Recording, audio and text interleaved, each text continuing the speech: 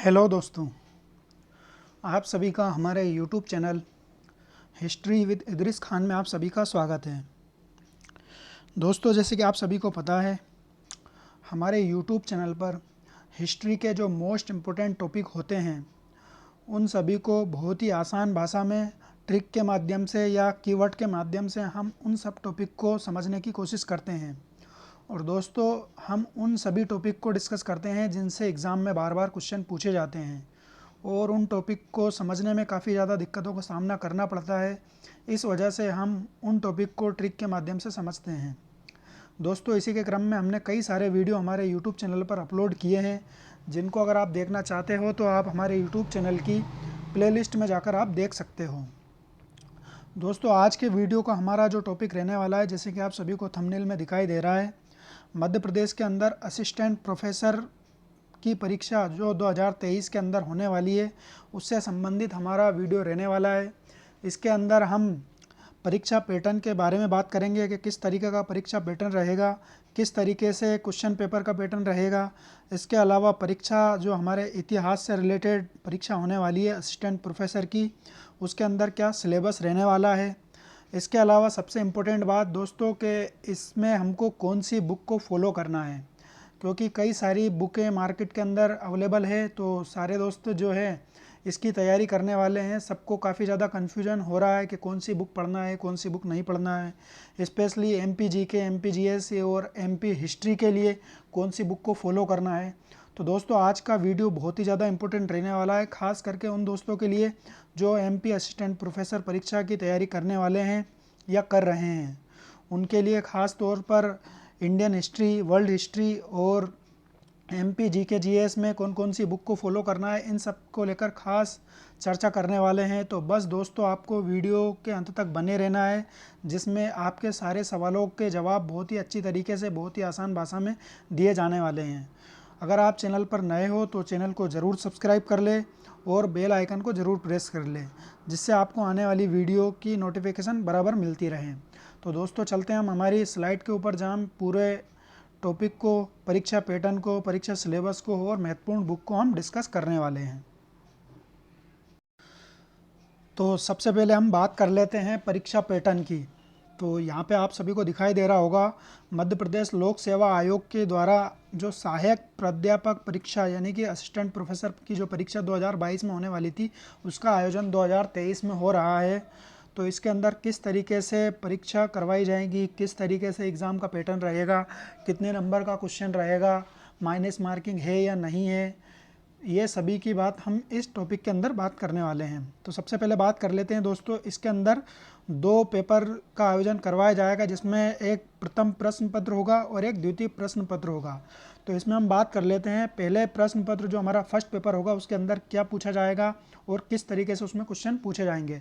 तो सबसे पहले बात कर लेते हैं, इसमें हम परीक्षा के अंदर जो पहला पेपर होगा, इसमें मध्य प्रदेश से रिलेटेड जानकारी पूछी जाएगी। मध्य प्रदेश का जीएस, राष्ट्रीय एवं अंतर्राष्ट्रीय स्तर का सामान्य ज्ञान, मतलब इंटरनेशनल और नेशनल लेवल का जीके और जीएस।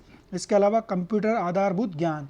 तो इसमें तीन तरह की चीज़ें पूछी जाएंगी दोस्तों। फर्स्ट पेपर जो होगा, इसके अंदर सबसे पहले तो एमपी का जीके जीएस पूछा जाएगा, जिसमें एमपी का जीएस, एमपी का भूगोल, राजनीति, प्रशासन और एमपी का इतिहास। खास तौर पर एमपी के इतिहास को यहाँ पे सबसे ज़्यादा प्रायोरिटी दी गई है। इसके अलावा एमपी से रिलेटेड जो नेशनल और इंटरनेशनल जो भी मीटिंग हुई है, जो भी आयोजन हुए हैं, जो भी योजनाएं, उनसे रिलेटेड यहाँ पे पूछा जाएगा। तीसरा, कंप्यूटर से रिलेटेड जानकारी यहाँ पे पूछी जाएगी। अब दोस्तों, यहाँ पे बात कर लेते हैं कि क्वेश्चन कितने पूछे जाएंगे।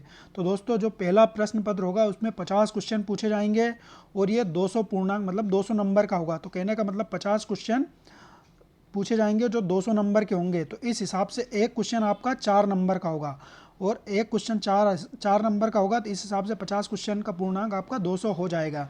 और इसमें जो आपका टाइम होगा, कितने समय में आपको पहला पेपर सोल्व करना है, तो इसको आपको 1 घंटे की अवधि दी गई है।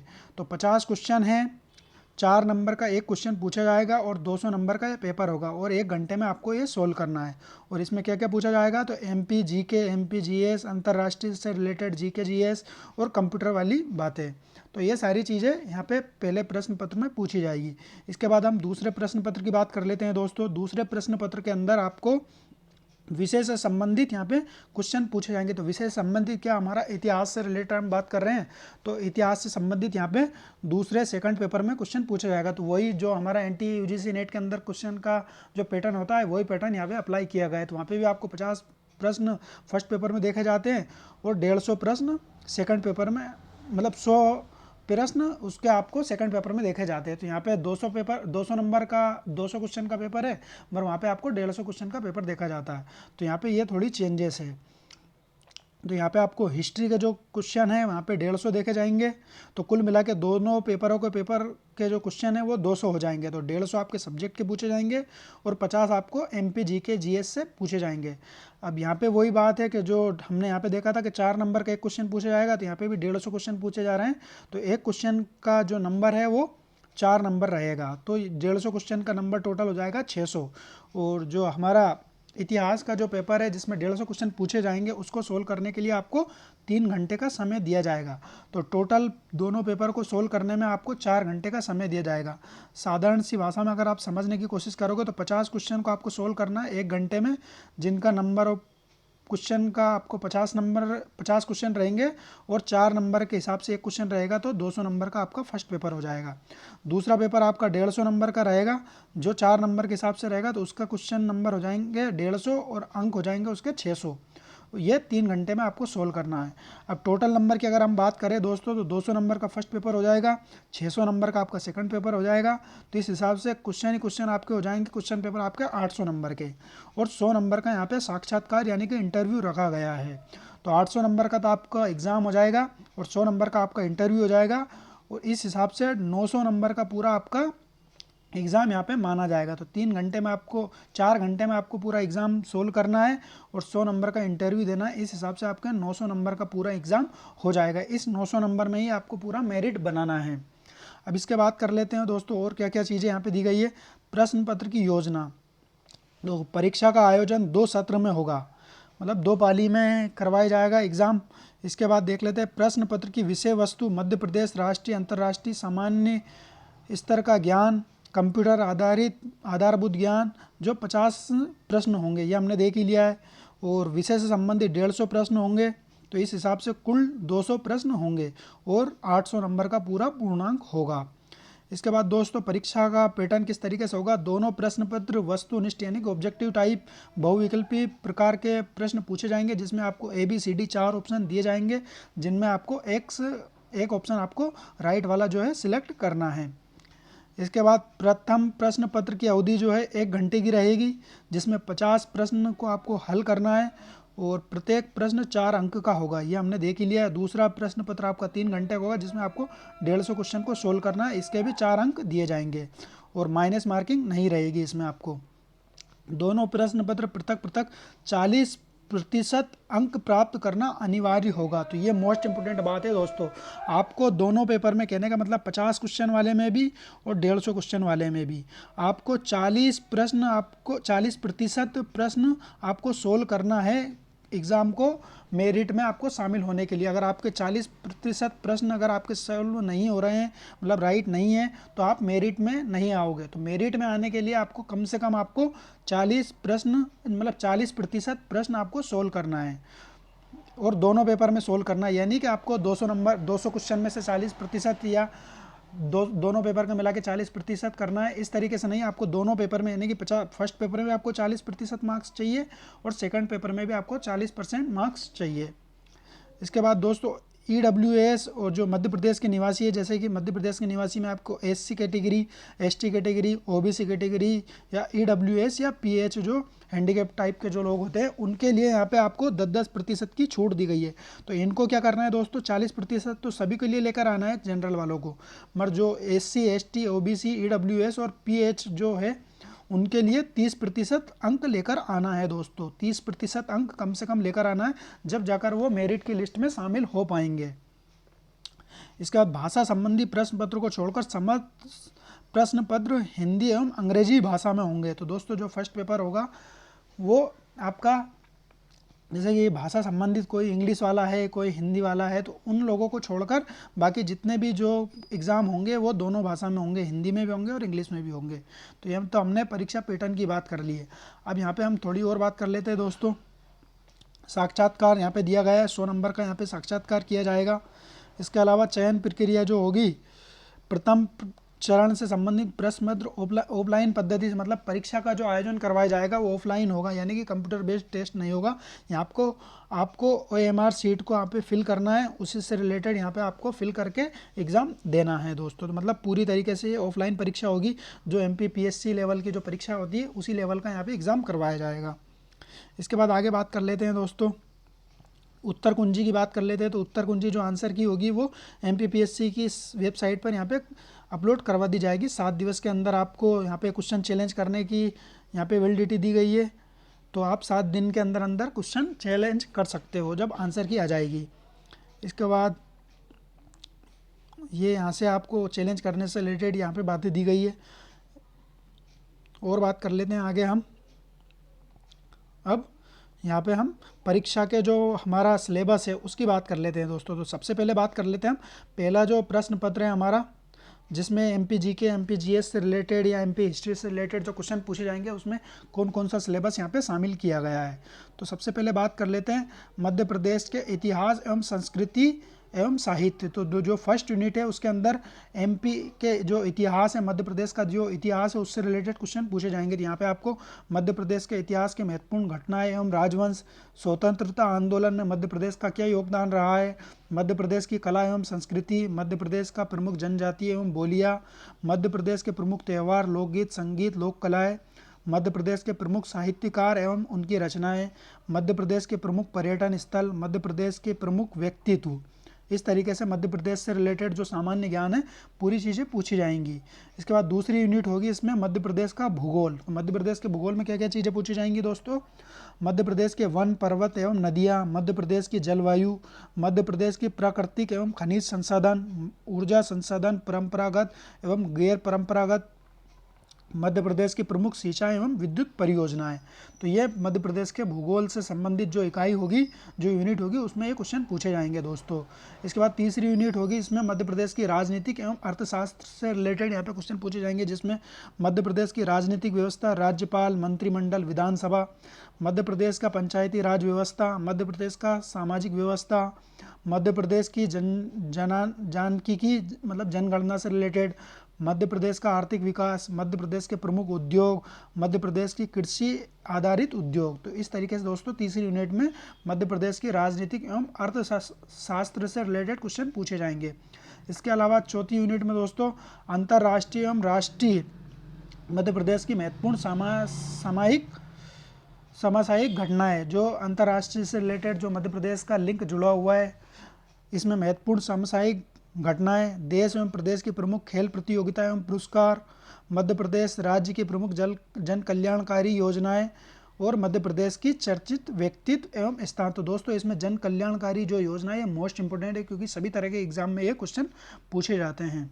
इसके अलावा दोस्तों जो ICT से रिलेटेड जो क्वेश्चन है कंप्यूटर आधारित, वो भी यहाँ पे दिया गया है। इलेक्ट्रॉनिक कंप्यूटर, सूचना एवं संचार प्रौद्योगिकी, robotics, artificial intelligence and cyber security, e governance. तो ई गवर्नेंस में भी वही सारी चीज़ें पूछी जाएंगी जो योजनाओं से रिलेटेड है, किस तरीके से लोक सेवा केंद्र वगैरह वगैरह, इनमें किस तरीके से चीज़ें करवाई जाती है।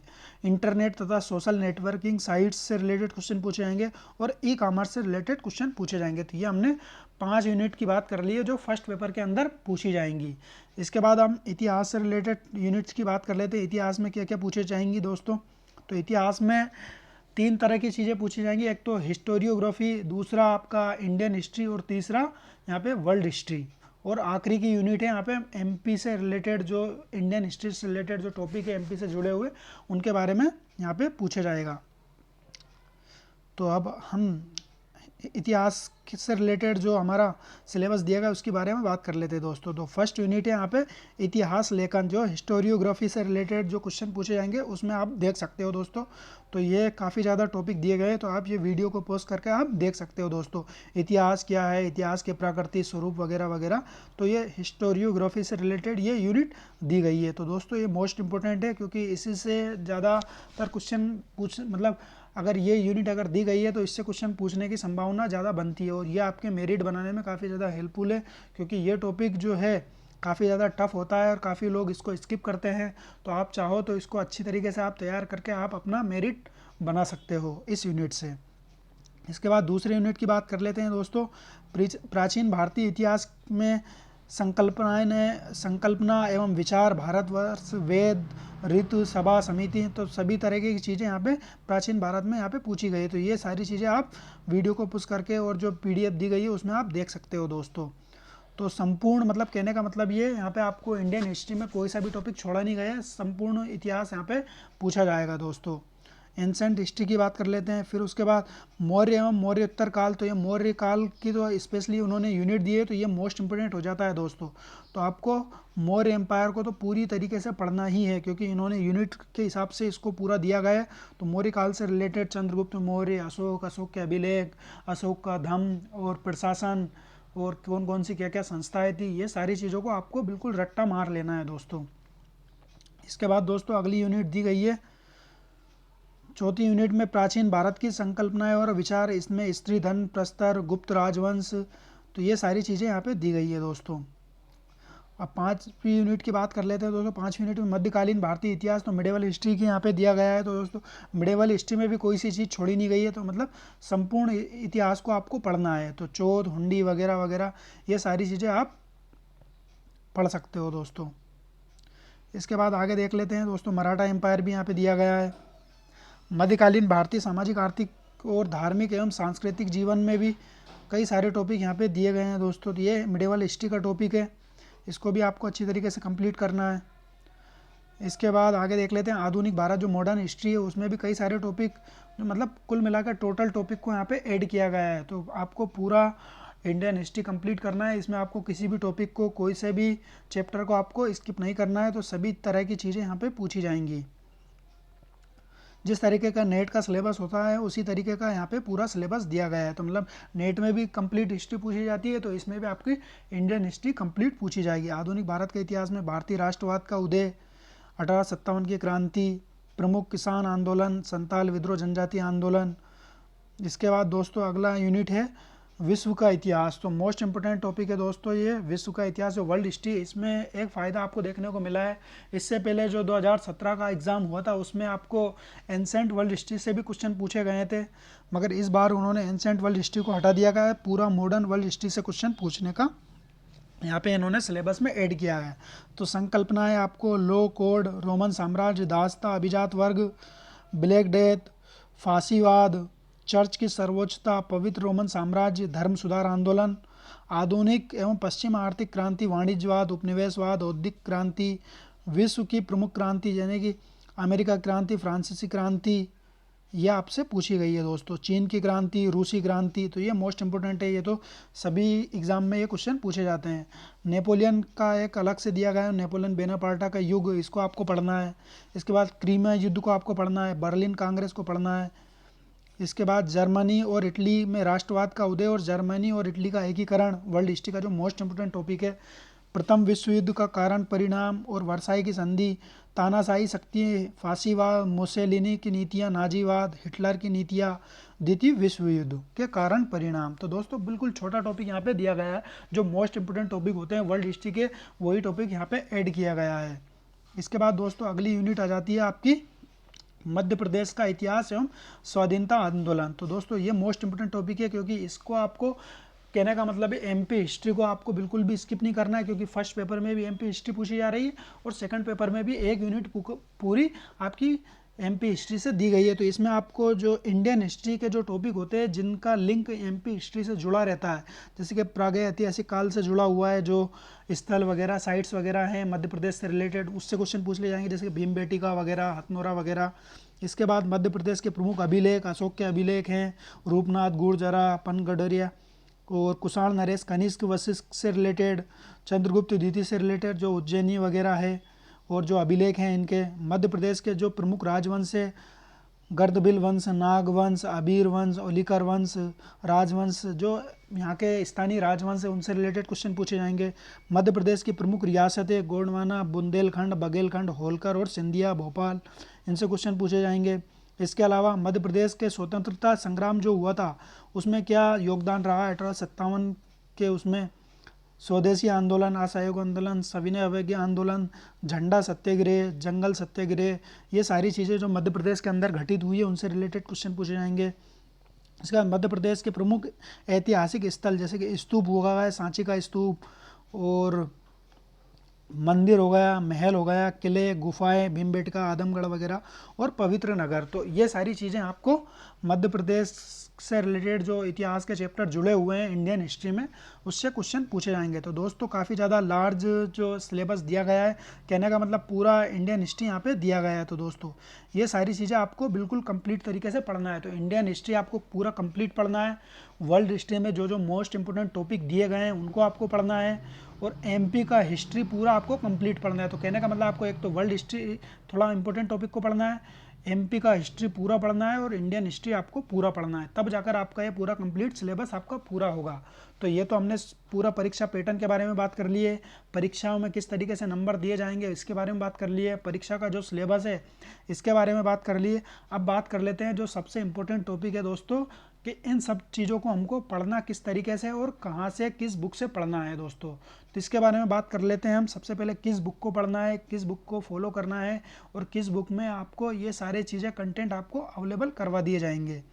तो हम चलते हैं हमारे जो बुक से रिलेटेड जो बात है उसको हम बात कर लेते हैं दोस्तों। तो सबसे पहले हम बात कर लेते हैं मध्य प्रदेश असिस्टेंट प्रोफेसर परीक्षा 2023 के अंदर हमको कौन कौन सी बुक को फॉलो करना है, किस तरीके से हमको स्टडी मटेरियल को कलेक्ट करना है, इसके बारे में हम बात कर लेते हैं। तो पहले बात करते हैं हम भारतीय इतिहास यानी कि इंडियन हिस्ट्री के बारे में। इंडियन हिस्ट्री को हमको किस तरीके से कलेक्ट करना है, किस तरीके से पूरा हमको कौन सी बुक को पढ़ना चाहिए जिसमें हमको पूरी कंप्लीट इंडियन हिस्ट्री हमको अच्छी तरीके से इजी लैंग्वेज में, और पूरा हमारा कॉन्सेप्चुअल और जो हमारा फैक्ट है वो हमारा कंप्लीट रहे। हमको अगर देखा जाए मार्केट के अंदर तो कई सारी किताबों के बारे में चर्चाएं चलती रहती है और कई सारी किताबें अवेलेबल है। तो हमको पढ़ना कौन सी बुक को है ये हमको डिसाइड करना है दोस्तों। तो सभी लोगों का अलग अलग थिंकिंग रहता है, अलग अलग माइंड रहता है, अलग अलग तरीके से लोगों को लैंग्वेज समझ में आती है। मगर जहाँ तक मुझे लगता है कि हमको कौन सी बुक को पढ़ना चाहिए जो हमको इजी तरीके से, इजी वे में और बिल्कुल अच्छी तरीके से हमारा फैक्ट भी हमारा कंप्लीट रहे और हमारा कॉन्सेप्ट भी हमारा कंप्लीट हो जाए। और ख़ास करके हमारा एनटी यूजीसी नेट के अंदर भी हम कई सारी बुक को फॉलो करते हैं। और उसी तरीके से अगर हमने देखा है कि हमारा जो सिलेबस में जो दिया है, किस तरीके से सिलेबस को डिज़ाइन किया गया है, वो हमारे एनटी यूजीसी नेट की तरह ही यहाँ पे सिलेबस को डिज़ाइन किया गया है। तो जो बुक हम एनटी यूजीसी नेट के लिए सिलेक्ट किए थे, जो हमने बताया था, उन्हीं बुक को हमको यहाँ पे सिलेक्ट किया गया है। तो सबसे पहले बात कर लेते हैं दोस्तों इंडियन हिस्ट्री में, एंसेंट हिस्ट्री में। तो एंसेंट हिस्ट्री में हमने एनटी यूजीसी नेट के अंदर भी यही बुक को बताया और अभी फिर से हम यही बुक को बता रहे हैं, क्योंकि ये बुक आपको काफ़ी ज़्यादा हेल्पफुल रहेगी, क्योंकि आपको एमपी असिस्टेंट प्रोफेसर में भी आपको हेल्पफुल रहेगी, और बाकी आपने एनटी यूजीसी नेट का जो एग्ज़ाम दिया है उसमें भी आपने यही सारी बुक को अगर आपने अगर फॉलो किया है तो आपको बुक बदलने की ज़रूरत नहीं है, वही सारी बुक आपको यहाँ पर भी मदद करने वाली है। तो एंसेंट हिस्ट्री में अगर देखा जाए तो जो प्राचीन भारत की सौरभ चौबे की जो बुक आती है, सौरभ चौबे सर की, वो बुक को आपको फॉलो करना है। इसके अंदर आपको आपका कॉन्सेप्ट भी क्लियर हो जाएगा।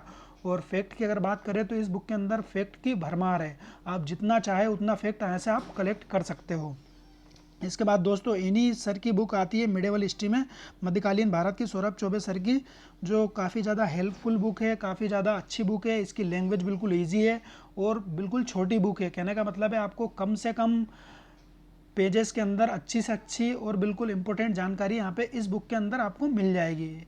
आपको अगर बड़ी बड़ी बुकें पढ़ना है तो आप बिल्कुल बड़ी बड़ी बुक आप पढ़ सकते हो, मगर बड़ी बुक पढ़ने से कोई फ़ायदा नहीं है, क्योंकि हमको एग्ज़ाम पास करना है। तो एग्ज़ाम पास करने के लिए आपको, आपने देख ही लिया है, सिलेबस बिल्कुल लार्ज है, और इतना सिलेबस पढ़ने के लिए आपको कम से कम चीज़ों को, मतलब कम से कम बुक को फॉलो करना है। मतलब अगर आप 3 बुक को अगर आप फॉलो कर रहे हो तो तीनों बुक को आपको ज़्यादा से ज़्यादा आपको पढ़ना है। कहने का मतलब है ज़्यादा से ज़्यादा बुक पढ़ने से ज़्यादा बेहतर है कि कम से कम बुक को ज़्यादा से ज़्यादा बार पढ़ा जाए।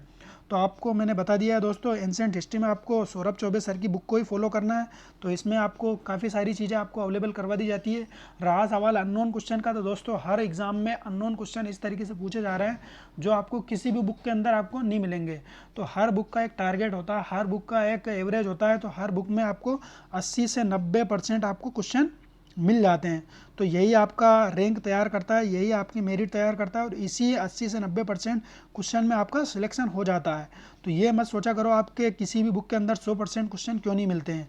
तो 100% बुक क्वेश्चन तो आपको किसी भी बुक के अंदर नहीं मिलेंगे, और 100% क्वेश्चन लेकर आने के बाद आपको मेरिट में आने की ज़रूरत नहीं है। कहने का मतलब आपका सिलेक्शन 80 से 90% क्वेश्चन आप सोल्व कर दोगे, उसमें आपका सिलेक्शन हो जाता है। तो हमको 80 से 90% क्वेश्चन को सोल्व करना है, और वो हमको किस बुक में मिल जाए आसानी से, वही बुक को हमको पढ़ना है। तो हमने बता दिया है दोस्तों, एंशिएंट हिस्ट्री में आपको सौरभ चौबे सर की बुक को फॉलो करना है, और मिडेवल हिस्ट्री में भी आपको सौरभ चौबे सर की बुक को फॉलो करना है, क्योंकि इन दोनों बुक के अंदर आपको कॉन्सेप्ट भी मिल रहा है और फैक्ट भी मिल रहा है, और इस बुक की लैंग्वेज भी बिल्कुल ईजी है। इसके बाद हम बात कर लेते हैं दोस्तों मॉडर्न हिस्ट्री की बुक की। तो मॉडर्न हिस्ट्री में आपको वही परीक्षा वाणी जो हमने बताई थी। तो ये काफ़ी अच्छी बुक है दोस्तों। इसके अंदर आपको कॉन्सेप्ट और फैक्ट, कॉन्सेप्ट तो खैर आपको समझ में आ ही जाएगा, बाकी फैक्ट की यहाँ पे भरमार है। यहाँ पे बिल्कुल बॉक्स बना के दिया गया है, इंपॉर्टेंट जो फैक्ट हैं वो भी यहाँ पे दिया गया है। इसके अलावा आपको यहाँ पे अगर प्रैक्टिस करना है तो MCQ भी यहाँ पे काफ़ी ज़्यादा संख्या में यहाँ पे दिया गया है। लगभग अगर पूरी बुक की अगर बात करें तो लगभग 1000 से 1500 MCQ इस बुक के अंदर आपको मिल जाएंगे, जो बिल्कुल PYQ है, किसी ना किसी PCS या UPSC एग्ज़ाम में आप ये पूछे गए हैं। तो वो PYQ आपको परीक्षा वाणी के अंदर मिल जाएंगे, और इसकी लैंग्वेज जो बिल्कुल सटीक है, और इसका कॉन्सेप्ट और इसका जो फैक्ट है बिल्कुल अच्छी तरीके से दिया गया है, और इसका परीक्षा से रिलेटेड जो फैक्ट पूछे जाते हैं वही सारे फैक्ट इसके अंदर दिए गए हैं। तो ये बिल्कुल छोटी बुक है, और आसानी से आपको ये समझ में आ जाएगी। तो इंडियन हिस्ट्री में आपको इन तीनों बुक को फॉलो करना है। इसके बाद बात कर लेते हैं दोस्तों वर्ल्ड हिस्ट्री की। तो वर्ल्ड हिस्ट्री में भी कई सारी बुक, जो बड़ी बड़ी बुक मार्केट के अंदर अवेलेबल है, मगर इन सब बुक को आपको फॉलो नहीं करना है। अगर देखा जाए दोस्तों तो यहाँ पे हमने 2 बुक रखा है, तो 2 बुक में से आपको जो भी पसंद आए, जो आपको अच्छी लगे, वो बुक आप ले सकते हो। तो ये आपके लिए काफ़ी ज़्यादा सफिशिएंट और काफ़ी ज़्यादा हेल्पफुल रहने वाली है। तो पहली बुक की बात कर लेते हैं दोस्तों, अरविंद भास्कर सर की बुक आती है एक, कलाम पब्लिकेशन की तरफ से, आधुनिक विश्व का इतिहास। तो वैसे अगर देखा जाए तो दोस्तों इस बार सिलेबस में एंशिएंट वर्ल्ड हिस्ट्री पूछा भी नहीं गया है, वर्ल्ड हिस्ट्री में आपको मॉडर्न वर्ल्ड हिस्ट्री पूछा गया है। तो ये जो आधुनिक विश्व का इतिहास अरविंद भास्कर सर की बुक आती है, ये आपके लिए काफ़ी ज़्यादा हेल्पफुल रहने वाली है। इसके अलावा आपको अगर थोड़ी पॉइंट वाइज या थोड़ा टेबल वाइज या अच्छी प्रिंट में अगर आपको बुक चाहिए, तो महेश कुमार बर्णवाल सर की बुक आती है विश्व इतिहास, जो सीरीज 20 की जो नई बुक है, 2022 का जो पब्लिकेशन है दोस्तों, उसको आपको लेना है। तो वैसे अगर इसका पुराना पब्लिकेशन अगर आप लोगे तो उसमें थोड़ी टाइपिंग एरर है, तो उसको आपको नहीं लेना है। जो नई बुक, जो नई एडिशन आई है, उसको आपको लेना है, तो वो उसमें आपको एरर नहीं मिलेगा। तो दोस्तों ये वाली बुक आपके लिए काफ़ी ज़्यादा हेल्पफुल रहने वाली है। तो दोनों बुक में से आपको जो भी बुक समझ में आए, अगर आपको ज़्यादा थ्योरी चाहिए तो अरविंद भास्कर सर की बुक को आप पढ़ सकते हो, और आपको अगर पॉइंट वाइज अगर आपको फैक्ट ही फैक्ट चाहिए तो आप महेश कुमार बर्णवाल सर की बुक आप देख सकते हो। तो ये दोनों बुक आपके लिए काफ़ी ज़्यादा हेल्पफुल रह सकती है। इसके अलावा बात कर लेते हैं दोस्तों MP GK GS की बात कर लेते हैं। तो दोस्तों काफ़ी ज़्यादा दोस्त जो है सबसे ज़्यादा इसी में परेशान हो रहा है कि MP हिस्ट्री और MP GK और MP GS और MP का जो भूगोल और राजनीति वगैरह है, इनको हमको कहाँ से कंप्लीट करना है। तो दोस्तों इसको रिसर्च करने के बाद हमने 2 बुक सिलेक्ट की है। तो 2 बुक में से आप जो भी चाहे बुक आप ले सकते हो।